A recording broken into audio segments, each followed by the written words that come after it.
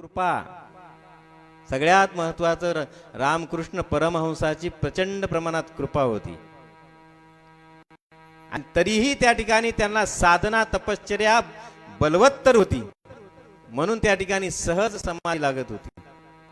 प्रापंचिक जीवन जगणाऱ्या व्यवहार करणाऱ्या माणसाला 2 मिनिटात 5 मिनिटात समाधी लागणे एवढं सोपं नाहीये। मन राजयोग बिंदीयोग हठयोग लययोग काय काय प्रकार आपल्याला त्या ठिकाणी सांगितले जातात।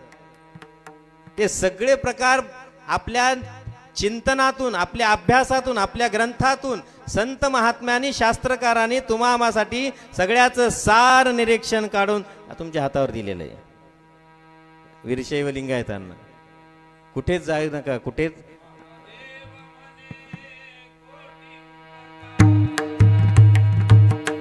महादेव मने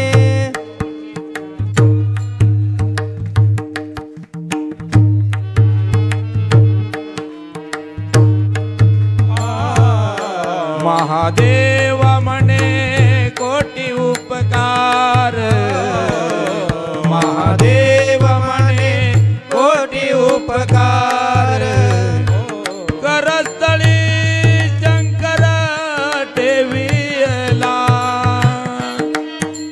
करस्थळी शंकर ठेविला महादेव म्हणे कोटी उपकार महादेव म्हणे कोटी उपकार महादेव म्हणे कोटी उपकार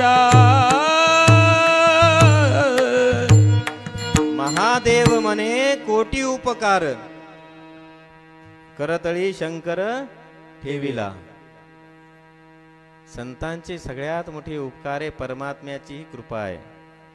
विषय आपला या ठिकाणी होता की आपल्या जवळच सगळं आहे परंतु आपल्याला त्याची ओळख नाहीये त्याची दृष्टी नाहीये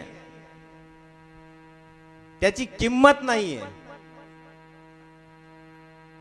पण आपल्या जवळच आपल्याला पाहण्यासाठी मला सांगा चेहरा तुमचा तुमच्या शरीरावरच आहे की नाही?